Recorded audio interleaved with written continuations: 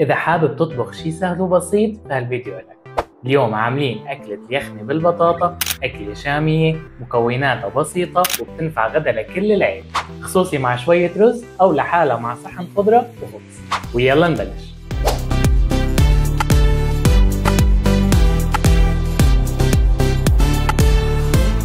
لوصفتنا اليوم رح احتاج 3 ل 4 حبات من البطاطا حجم متوسط مقطعين بهذا الشكل وبهذا الحجم، جزرتين حجم متوسط كمان مقطعين بهذا الشكل، بصلة مفرومة ناعم، كم فص ثوم، 200 جرام من البازيلا، و3 حبات بندورة معصورة. كمان رح احتاج نص كيلو من اللحمة المفرومة ناعم، اللحمة يفضل تكون شوي مدهنة. رح احتاج كمان ملعقتين طعام من دبس البندورة، ملعقة صغيرة من البهارات المشكلة، وملعقة صغيرة من البابريكا الحلوة، ملعقة صغيرة من الثوم البودرة، وملعقة صغيرة من البصل البودرة، ملح وفلفل حسب الرغبة. كمان اختياري عود قرفة صغير وورقتين غار. أول شي رح حمي شوية زيت زيتون بطنجرة، يعني شي 3 ملاعق. بعد هيك رح انزل بالبصلة، بنقلبها شوي لحتى تبلش تدبل، وبننزل باللحمة فوق البصل، بنقلبها كتير منيح لحتى تتقلب ويتغير لونها.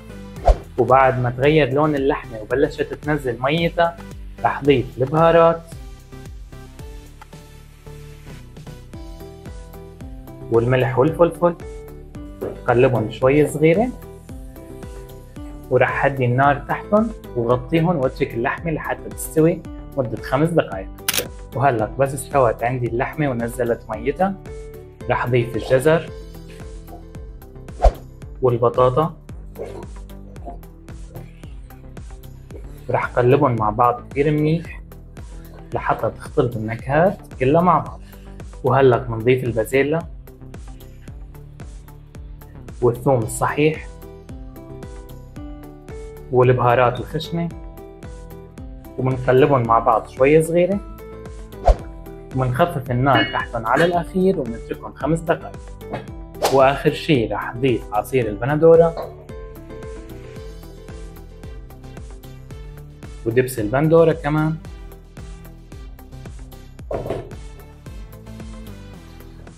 ورح قلبهم شوي صغيرة لحتى تبلش البندورة عندي تتسبك. وهلق رح اغمرهم بالمي السخنة، يعني تقريبا شي 3/4 لتر.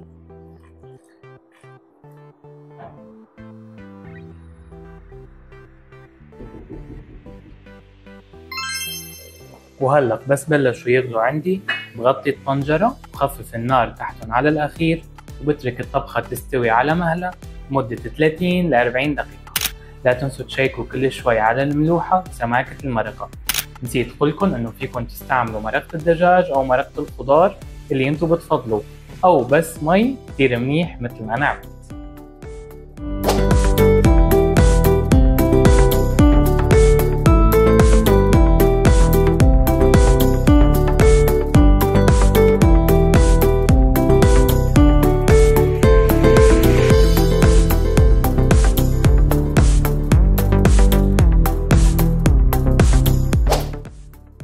وهيك اليخني صارت عندي جاهزة، سهلة مشبعة، نكهتها وريحتها بتذكرنا بأيام زمان.